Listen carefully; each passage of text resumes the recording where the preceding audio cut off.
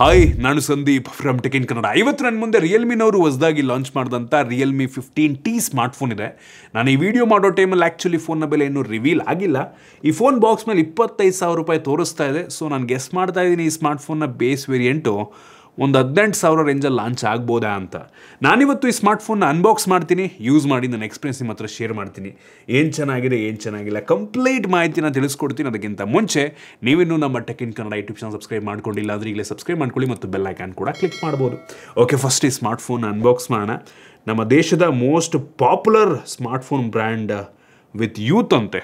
ಅಂದರೆ ಈ ಕಾಲೇಜ್ಗೆ ಹೋಗುವಂಥ ಹುಡುಗರೆಲ್ಲ ಈ ಬ್ರ್ಯಾಂಡನ್ನು ಪ್ರಿಫರ್ ಮಾಡ್ತಾರಂತೆ. ಎಷ್ಟು ನಿಜನೋ ದೇವ್ರಿಗೆ ಗೊತ್ತು. ಈ ಬಾಕ್ಸನ್ನು ಓಪನ್ ಮಾಡಿದ ತಕ್ಷಣ ಇದ್ರ ಒಳಗಡೆ ಇನ್ನೊಂದು ಸಣ್ಣ ಬಾಕ್ಸ್ ಸಿಗ್ತಾ ಇದೆ. ಅದರಲ್ಲಿ ಒಂದು user manual, quick start guide ಮತ್ತು ವಾರಂಟಿ ಕಾರ್ಡು, ಒಂದು ಸಿಮ್ ಸೆಕ್ಷನ್ ಪಿನ್ನು, ಮತ್ತೊಂದು ಟ್ರಾನ್ಸ್ಪರೆಂಟ್ ಬ್ಯಾಕ್ ಕವರ್ನ ಕೊಟ್ಟಿದ್ದಾರೆ. ಇದ್ರ ಕೆಳಗಡೆ ನಮಗೆ ಡೈರೆಕ್ಟಾಗಿ ಈ ಒಂದು ಸ್ಮಾರ್ಟ್ಫೋನ್ ನೋಡೋಕ್ಕೆ ಸಿಗ್ತಾ ಇದೆ. ಬಿಲ್ಡ್ ಕ್ವಾಲಿಟಿ ನೋಡೋದಕ್ಕೆ ಐಫೋನ್ ರೀತಿ ಅನ್ನಿಸ್ತಾ ಇದೆ. ಇದ್ರ ಬಗ್ಗೆ ಆಮೇಲೆ ಮಾತಾಡ್ತೀನಿ. ಇದ್ರ ಕೆಳಗಡೆ 80 ವ್ಯಾಟ್ನ ಒಂದು ಫಾಸ್ಟ್ ಚಾರ್ಜಿಂಗ್ ಅಡಾಪ್ಟರ್ ಕೊಟ್ಟಿದ್ದಾರೆ. ಸೂಪರ್ ಹುಕ್ ಚಾರ್ಜರ್, ಸೂಪರ್ ವಿಷಯ. ಕೊನೆಯದಾಗಿ ಒಂದು USB Type-C charging cable, Type-A ಇಂದ Type-C. ಇದನ್ನು ಬಿಟ್ಟರೆ ಬೇರೇನು ಸಹ ನಮಗೆ ಒಂದು ಬಾಕ್ಸ್ ಒಳಗೆ ಸಿಗ್ತಾ ಇಲ್ಲ. ಇನ್ನು ಡೈರೆಕ್ಟಾಗಿ ಸ್ಮಾರ್ಟ್ಫೋನಿಗೆ ಬಂತು ಅಂದರೆ ಹಿಂದ್ಗಡೆಯಿಂದ ಈ ಕ್ಯಾಮ್ರಾ ಓರಿಯೆಂಟೇಷನ್ ನೋಡಿದ್ರೆ ಐಫೋನ್ ರೀತಿ ಅನಿಸುತ್ತೆ. ಫ್ರಂಟಿಂದನೂ ಕೂಡ ಒಂದು ಲೆವೆಲ್ಗೆ ಚೆನ್ನಾಗಿದೆ ಆಯಿತಾ. ಈ ಫೋನ್ ಕೇವಲ 181 ಗ್ರಾಮ್ ವೇಟ್ ಇದೆ. ತುಂಬ ಲೈಟ್ ವೇಟ್ ಫೀಲ್ ಆಗುತ್ತೆ. ಮತ್ತು 7.79 mm ಥಿಕ್ನೆಸ್ಸನ್ನು ಹೊಂದಿರುವಂಥ ಸ್ಮಾರ್ಟ್ಫೋನು ತಿನ್ ಆಗಿದೆ. ಕೈಗೆ ಗ್ರಿಪ್ ತುಂಬ ಚೆನ್ನಾಗಿ ಕುತ್ಕೊಳ್ಳುತ್ತೆ. ಈ ಫೋನ್ನ ಫ್ರಂಟಲ್ಲಿ ನಮಗೆ ಗ್ಲಾಸನ್ನು ಕೊಟ್ಟಿದ್ದಾರೆ. ಯಾವ ಗ್ಲಾಸ್ ಅಂತ ಸ್ಪೆಸಿಫೈ ಮಾಡಿಲ್ಲ. ಆಲ್ರೆಡಿ ಅವರೇ ಸ್ಕ್ರೀನ್ ಗಾರ್ಡ್ ಹಾಕಿದ್ದಾರೆ. ಒಂದು ಸಣ್ಣ ಪಂಚೋಲ್ ಕ್ಯಾಮ್ರಾ, ಬೆಝಲ್ ಒಂದು ರೀತಿ ಯೂನಿಫಾರ್ಮ್ ಬೆಝಲ್ ಅಂತ ಅನ್ಬೋದು. ಎಲ್ಲ ಕಡೆ ತುಂಬ ಕಡಿಮೆ ಇದೆ. ಈ ಪ್ರೈಸ್ ರೇಂಜಿಗೆ ತುಂಬ ಇಂಪ್ರೆಸ್ ಮಾಡ್ತು. ಹಿಂದಕ್ಕೆ ಬಂತು ಅಂದರೆ ಇದು ಪ್ಲಾಸ್ಟಿಕ್ ಬ್ಯಾಕ್ ಆಯಿತಾ, ಗ್ಲಾಸ್ ಬ್ಯಾಕನ್ನು ಕೊಟ್ಬಿಟ್ಟಿದ್ರೆ ನೆಕ್ಸ್ಟ್ ಲೆವೆಲ್ ಇರ್ತಿತ್ತು. ಆಗಲೇ ಹೇಳ್ದಂಗೆ ನಮಗೆ ನೋಡೋದಕ್ಕೆ 3 ಕ್ಯಾಮ್ರಾ ರೀತಿ ಅನ್ಸುತ್ತೆ ಹಿಂದ್ಗಡೆ ಆಯಿತಾ. ಬಟ್ ಇರೋದೇ 2 ಕ್ಯಾಮ್ರಾ, ಇನ್ನೊಂದು IR ಬ್ಲಾಸ್ಟರು. ಸೊ IR ಸಪೋರ್ಟ್ ಆಗುವಂಥ ಡಿವೈಸನ್ನು ಈ ಒಂದು IR ಬ್ಲಾಸ್ಟರ್ ಮುಖಾಂತರ ಕಂಟ್ರೋಲ್ ಮಾಡ್ಬೋದು. ಸಿಂಗಲ್ LED ಫ್ಲ್ಯಾಶ್ ಇದೆ ಆಯಿತಾ. ಒಂದು ರೀತಿ ಸಣ್ಣದಾಗಿ ರಿಂಗ್ ರೀತಿ ಫ್ಲ್ಯಾಶನ್ನು ಕೊಟ್ಟಿದ್ದಾರೆ. ಚೆನ್ನಾಗಿ ಕಾಣುತ್ತೆ, ಪರವಾಗಿಲ್ಲ. ಹಿಂದ್ಗಡೆಯಿಂದ ಮ್ಯಾಟ್ ಇರೋದ್ರಿಂದ ಸ್ಮಡ್ಜಸ್ ಕೂಡ ಆಗೋದಿಲ್ಲ. ಈ ಫೋನಲ್ಲಿ ನಮಗೆ ಪ್ಲಾಸ್ಟಿಕ್ ಫ್ರೇಮ್ ಸಿಗ್ತಾ ಇದೆ. USB Type-C ಪೋರ್ಟ್ ಇದೆ. ಯಾವುದೇ ಹೆಡ್ಫೋನ್ ಜಾಕ್ ಇಲ್ಲ ಮತ್ತು ಡೆಡಿಕೇಟೆಡ್ SD ಕಾರ್ಡ್ ಸ್ಲಾಟ್ ಕೂಡ ಇಲ್ಲ. ಹೈಬ್ರಿಡ್ ಸಿಮ್ ಸ್ಲಾಟ್ ಆಯಿತಾ. 2 ಸಿಮ್ಮು ಅಥವಾ 1 ಸಿಮ್ ಒಂದು SD ಕಾರ್ಡ್ ಹಾಕೊಬೋದು. ಮತ್ತು ಇದರಲ್ಲಿ SD ಕಾರ್ಡ್ ಮುಖಾಂತರ ಅಪ್ ಟು 2 TB ತನಕ ಸ್ಟೋರೇಜನ್ನು ಎಕ್ಸ್ಪ್ಯಾಂಡ್ ಕೂಡ ಮಾಡ್ಕೊಬೋದು. ಮತ್ತು ಆಗಲೇ ಹೇಳ್ದಂಗೆ IR ಬ್ಲಾಸ್ಟರ್ನ ಹಿಂದೆ ಕೊಟ್ಟಿದ್ದಾರೆ. ಜೊತೆಗೆ IP66, 68 ಮತ್ತು 69 ಡಸ್ಟ್ ಮತ್ತು ವಾಟರ್ ರೆಸಿಸ್ಟೆಂಟ್ ರೇಟಿಂಗ್ ಕೊಟ್ಟಿದ್ದಾರೆ. ಈ ಪ್ರೈಸ್ ರೇಂಜ್ಗೆ ಸೂಪರ್ ವಿಷಯ. ಸದ್ಯಕ್ಕೆ ಈ ಸ್ಮಾರ್ಟ್ಫೋನು 3 ಡಿಫ್ರೆಂಟ್ ಕಲರ್ ವೇರಿಯಂಟಲ್ಲಿ ಲಾಂಚ್ ಆಗ್ತಾ ಇದೆ. ನಿಮ್ಗೆ ಇಷ್ಟ ಬಂದು ನೀವು ಪರ್ಚೇಸ್ ಮಾಡ್ಬೋದು. ಓವರಾಲ್ ಡಿಸೈನ್ ಮತ್ತು ಬಿಲ್ಡ್ ಕ್ವಾಲಿಟಿ ಅಂಡರ್ 20Kಗೆ ಪರವಾಗಿಲ್ಲ ಅಂತೀನಿ. ಗ್ಲಾಸ್ ಬ್ಯಾಕ್ ಕೊಟ್ಟಿದ್ರೆ ಇನ್ನೂ ಚೆನ್ನಾಗಿರ್ತಾ ಇತ್ತು. ಇನ್ನು ಡಿಸ್ಪ್ಲೇಗೆ ಬಂತು ಅಂದರೆ ಈ ಫೋನಲ್ಲಿ 6.7 ಇಂಚಿಂದು ಫುಲ್ HD+ ಅಮೋಲ್ಡ್ ಡಿಸ್ಪ್ಲೇ ಕೊಟ್ಟಿದ್ದಾರೆ ಆಯಿತಾ.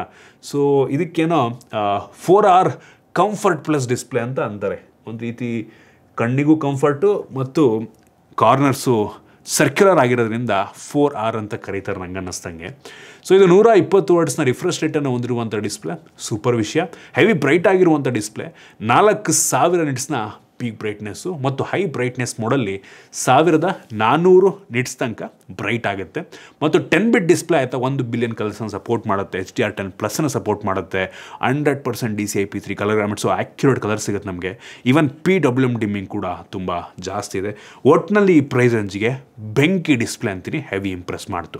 ಇನ್ನು ಸ್ಟೋರೇಜ್ ವೇರಿಯಂಟಿಗೆ ಬಂತು ಅಂದರೆ ಟೋಟಲ್ 3 ವೇರಿಯಂಟಲ್ಲಿ ಲಾಂಚ್ ಆಗ್ತದೆ. 8GB 128GB, 8GB 256GB, 12GB 256GB ಮತ್ತು ಎಕ್ಸ್ಟೆಂಡೆಡ್ ರ್ಯಾಮ್ ಆಪ್ಷನ್ ಸಹ ಇದೆ. ಇದರಲ್ಲಿರುವಂಥ ರ್ಯಾಮ್ ಟೈಪ್ ಬಂದ್ಬಿಟ್ಟು LPDDR4X ರ್ಯಾಮ್ ಮತ್ತು UFS 2.2 ಸ್ಟೋರೇಜು. 5X 3.1 ಎಲ್ಲ ಕೊಟ್ಟಿದ್ರೆ ಚೆನ್ನಾಗಿರ್ತಾ ಇತ್ತು. ಬಟ್ ಸ್ಟಿಲ್ ಅಂಡರ್ 20K ಆಗಿರೋದ್ರಿಂದ ಓಕೆ ಅಂತೀನಿ ಆಯಿತಾ. ಇತ್ತೀಚೆಗೆ ಈ ಬೆಲೆಗೂ ಸಹ ಒಳ್ಳೆಯ ರ್ಯಾಮ್ ಟೈಪ್ ಸ್ಟೋರೇಜ್ ಟೈಪ್ ನಮಗೆ ಸಿಗ್ತಾ ಇದೆ. ನಾನು ಇದರ ಸ್ಪೀಡ್ ಟೆಸ್ಟನ್ನು ಮಾಡಿದಂಗೆ UFS 2.2 ಸ್ಟೋರೇಜು ಅಂಥ ಹೆವಿ ಸ್ಪೀಡ್ ಇದೆ ಅಂತ ಅನ್ನಿಸ್ಲಿಲ್ಲ. ಬೇರೆ UFS 2.2 ಕಂಪೇರ್ ಮಾಡಿಕೊಂಡ್ರು ಸ್ವಲ್ಪ ಕಡಿಮೆ ಅಂತ ಅನ್ನಿಸ್ತು ನನಗೆ ಆಯಿತಾ. ಸೊ ಅದನ್ನು ಸ್ವಲ್ಪ ಚೆನ್ನಾಗಿ ಕೊಟ್ಟಿದ್ರೆ ಇಂಪ್ರೆಸಿವ್ ಆಗಿರ್ತಾ ಇತ್ತು. ಇನ್ನು ಪರ್ಫಾರ್ಮೆನ್ಸಿಗೆ ಬಂತು ಅಂದರೆ ಈ ಫೋನಲ್ಲಿ ಮೀಡಿಯಾಟೆಕ್ಕಿಂದು ಡೈಮೆನ್ಸಿಟಿ 6400 ಮ್ಯಾಕ್ಸ್ ಪ್ರೊಸೆಸರ್ ಇದೆ ಆಯಿತಾ. ಇದೊಂದು ಹೊಸ ಪ್ರೊಸೆಸರ್ ಅಂತ ಅನ್ಬೋದು. 6300 ಪ್ರೊಸೆಸರ್ ಏನಿದೆ ಅದು ಯೂಶ್ವಲಿ 10,000 11,000 ರೇಂಜಲ್ಲಿ ಸಿಗುತ್ತೆ. ಇದು ಅದಕ್ಕಿಂತ ಮೋಸ್ಟ್ಲಿ ಸ್ವಲ್ಪ ಜಾಸ್ತಿ ಪವರ್ನ ಹೊಂದಿರುವಂಥ ಪ್ರೊಸೆಸರ್. ಹೆವಿ ಬಿಗ್ ಚೇಂಜ್ ಇರುವಂಥ ಪ್ರೊಸೆಸರ್ ಅಂತ ಅನ್ನಲ್ಲ. ನಾವು ಒಂದೊಂದು ಬೆಂಚ್ ಮಾರ್ಕ್ ನಾನು ಚೆಕ್ ಮಾಡ್ದಂಗೆ 4.5 ಲಕ್ಷ ಅಂಥದ್ದು ಸ್ಕೋರ್ನ ಕೊಡ್ತಾ ಇದೆ. ಈವನ್ 6300 ಕೂಡ ಡೈಮಂಡ್ ಸಿಟಿದು ಆಲ್ಮೋಸ್ಟ್ ಇಷ್ಟೇ ಕೊಡುತ್ತೇನೋ, ಆಯಿತಾ. ಸೊ ಏನೋ ಹೆವಿ ಪವರ್ಫುಲ್ ಆಗಿರುವಂಥ ಪ್ರೊಸೆಸರ್ ಅಂತ ಅನ್ನಲ್ಲ. 19,000 ರೂಪಾಯಿ ಕಡಿಮೆ ಆಯಿತು ಒಟ್ಟಿಗೆ, ಆಯಿತಾ. 18-19,000 ರೂಪಾಯಿಗೆ ಒಂದು 12,000-13,000 ಅಂಡರ್ 15K 15,000 ರೂಪಾಯಿ ಒಳಗೆ ಇನ್ ಕೇಸ್ ಈ ಫೋನ್ ಲಾಂಚ್ ಆಗಿದ್ದಿದ್ರೆ ಪರ್ಫಾರ್ಮೆನ್ಸ್ ಓಕೆ ಅಂತ ಇದ್ದೆ. ಇನ್ನು ನಾವು ಈ ಬೆಂಚ್ ಮಾರ್ಕ್ ಮಾಡೋ ಟೈಮಲ್ಲಿ ಬ್ಯಾಟ್ರಿ ಡ್ರೈನ್ ಮತ್ತು ಟೆಂಪ್ರೇಚರ್ ವೇರಿಯೇಷನ್ ಎರಡನ್ನೂ ಕೂಡ ಚೆಕ್ ಮಾಡಿದ್ವು. ಎರಡೂ ಕೂಡ ತುಂಬ ನಾರ್ಮಲ್ ಅಂತ ಅನ್ನಿಸ್ತು. ಎಲ್ಲೂ ಕೂಡ ನಮಗೆ ಈಟಿಂಗ್ ಇಶ್ಯೂವನ್ನು ಫೇಸ್ ಮಾಡಲಿಲ್ಲ. ಮತ್ತು ಇದರಲ್ಲಿ ಏನೋ ತುಂಬ ದೊಡ್ಡ ಏರ್ ಫ್ಲೋ ವೇಪರ್ ಚೇಂಬರ್ ಇದೆಯಂತೆ. ಸೊ 6050 mm² ವೇಪರ್ ಚೇಂಬರ್ ಇದೆ. ಈ ಪ್ರೊಸೆಸರಿಗೆ ಈ ಲೆವೆಲ್ ವೇಪರ್ ಚೇಂಬರ್ ಏನು ಅವಶ್ಯಕತೆ ಇಲ್ಲ. ಈ ಪ್ರೊಸೆಸರ್ ಯೂಶಲಿ ಅಷ್ಟೊಂದು ಹೀಟು ಕೂಡ ಆಗಲ್ಲ. ನಾವು ಗೇಮಿಂಗ್ ಟೆಸ್ಟನ್ನು ಸಹ ಮಾಡಿದ್ವು. BGMIನಲ್ಲಿ ಸ್ಮೂತಲ್ಲಿ ಅಪ್ ಟು ಎಕ್ಸ್ಟ್ರೀಮ್ ಗ್ರಾಫಿಕ್ ತನಕ ಹೋಗುತ್ತೆ. ಸೊ 90 FPS ಸಪೋರ್ಟ್ ಇಲ್ಲ, ಬಟ್ ಪ್ಲೇಯಬಲ್ ಇದೆ, ತುಂಬ ಸ್ಮೂತಾಗಿ ಪ್ಲೇ ಆಗುತ್ತೆ. ಮ್ಯಾಕ್ಸಿಮಮ್ ಅಂತ ಅಂದರೆ HDRನಲ್ಲಿ ಅಪ್ ಟು ಅಲ್ಟ್ರಾ ಗ್ರಾಫಿಕ್ ತನಕ ಹೋಗುತ್ತೆ. ಇದರಲ್ಲೂ ಕೂಡ ಒಂದು ಲೆವೆಲ್ಲಿಗೆ ಪ್ಲೇಯಬಲ್ ಇದೆ. ಕೆಲವೊಂದು ಟೈಮ್ ಇಂಟೆನ್ಸಿವ್ ಗೇಮ್ ಪ್ಲೇ ಇರೋ ಟೈಮಲ್ಲಿ ಆ ಕಡೆ ಈ ಕಡೆ ಫ್ರೇಮ್ ಡ್ರಾಪ್ ಆಗಬಹುದು. ಓಕೆ, ಪರ್ಫಾರ್ಮೆನ್ಸು ಕಡಿಮೆನೇ ನನಗೆ. ಇನ್ನು ಕ್ಯಾಮ್ರಾಗೆ ಬಂತು ಅಂತ ಅಂದರೆ ರೇರಲ್ಲಿ 2 ಕ್ಯಾಮ್ರಾ ಇದೆ ನಾಮಕಾವಸ್ಥೆ. 50 MP main sensor, f1.8 aperture, ಯಾವುದೇ ಆಪ್ಟಿಕಲ್ ಇಮೇಜ್ ಸ್ಟೆಬಿಲೈಸೇಷನ್ ನಮಗೆ ಇದರಲ್ಲಿ ಸಿಗ್ತಾಯಿಲ್ಲ. ಇನ್ನೊಂದು 2 MP ಡೆಪ್ತ್ ಕ್ಯಾಮ್ರಾ ಕೊಟ್ಟಿದ್ದಾರೆ. ಮೇನ್ ಸೆನ್ಸಾರ್ ಓಕೆ ಅಂತ ಏನೋ ಇಂಪ್ರೆಸಿವ್ ಅಂತ ಅನ್ನಲ್ಲ. ಸ್ಯಾಂಪಲ್ ನಿಮಗೆ ತೋರಿಸ್ತಾ ಇದ್ದೀನಿ. ಡೇ ಲೈಟಲ್ಲಿ ಒಂದು ಲೆವೆಲಿಗೆ ಚೆನ್ನಾಗಿ ಬರುತ್ತೆ, ಲೋ ಲೈಟಲ್ಲಿ ಸ್ವಲ್ಪ ಕಷ್ಟಪಡುತ್ತೆ. ಸುಮಾರಾಗಿದೆ ಅಂತೀನಿ ಆಯ್ತು. ಅಂತ ಏನೋ ಕ್ರೇಜಿ ಕ್ಯಾಮ್ರಾ ಅಂತ ಅನ್ನೋ ಥರ ಇಲ್ಲ. ಈ ಬೆಲೆ ಇದಕ್ಕಿಂತ ಒಳ್ಳೆ ಕ್ಯಾಮ್ರಾ ಅಂತೂ ಆರಾಮಾಗಿ ಸಿಗುತ್ತೆ. ಈ ಡೆಪ್ತ್ ಸೆನ್ಸಾರು ನಿಮಗೆ ಬ್ಯಾಕ್ಗ್ರೌಂಡಲ್ಲಿ ಬ್ಲರ್ ಮಾಡೋದಕ್ಕೆ, ಬೋಕ್ ಎಫೆಕ್ಟ್ ಕೊಡೋದಕ್ಕೆ ಯೂಸ್ ಆಗುತ್ತೆ ಅಷ್ಟೇ. ಇನ್ನು selfie camera 50 MP selfie camera ಕೊಟ್ಟಿದ್ದಾರೆ, ಆಯಿತಾ. ಪರವಾಗಿಲ್ಲ ಇದು. ಸೊ ಲೈಟ್ ಚೆನ್ನಾಗಿದ್ದಾಗ ಮುಖನ ಕ್ಲಿಯರ್ ಮಾಡಿ ಒಂದು ಸ್ವಲ್ಪ ಚೆನ್ನಾಗಿ ಕಾಣೋ ರೀತಿ, ಕಲರ್ಸ್ ಎಲ್ಲ ಪಾಪ್ ಆಗೋ ರೀತಿ ಸೆಲ್ಫಿ ಕ್ಯಾಮ್ರಾ ಔಟ್ಪುಟನ್ನು ಕೊಡುತ್ತೆ. ಸ್ಯಾಂಪಲ್ ನಾನು ನಿಮಗೆ ತೋರಿಸ್ತೀನಿ ಎಲ್ಲದನ್ನು. ಬಟ್ ಸ್ಟಿಲ್ ಇನ್ನೂ ಚೆನ್ನಾಗಿದ್ದಿದ್ರೆ ಇಷ್ಟ ಆಗ್ತಿತ್ತು.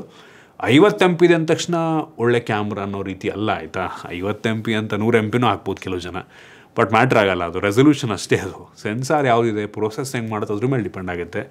ಸೊ ಈ ಸೆಲ್ಫಿ ಕ್ಯಾಮ್ರಾ ಪರವಾಗಿಲ್ಲ. ಡಿಫ್ರೆಂಟ್ ಲೈಟಿಂಗ್ ಕಂಡೀಷನಲ್ಲಿ ಒಂದೊಂದು ಥರ ತೆಗೆಯುತ್ತೆ.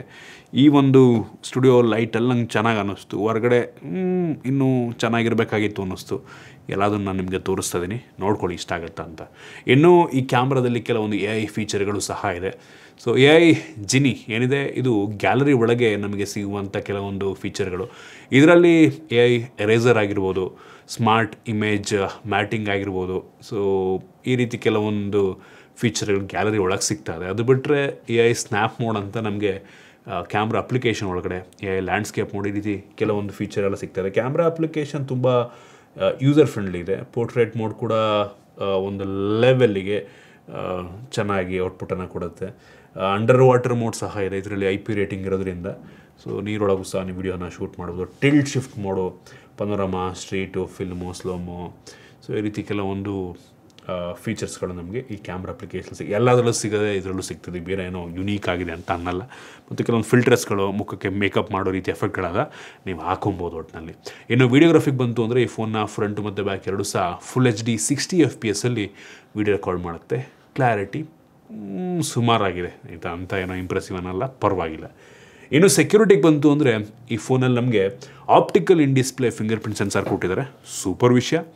ಅವಶ್ಯಕತೆ ಇರುವಂಥ ಫೀಚರ್ಗಳನ್ನ ಕೊಟ್ಟಿದ್ದಾರೆ, ಬಟ್ ಸ್ಟಿಲ್ ಕೆಲವೊಂದನ್ನು ಕಡಿಮೆ ಮಾಡಿದ್ದಾರೆ ಅಂತಲೂ ಕೂಡ ಅನ್ನಿಸ್ತು.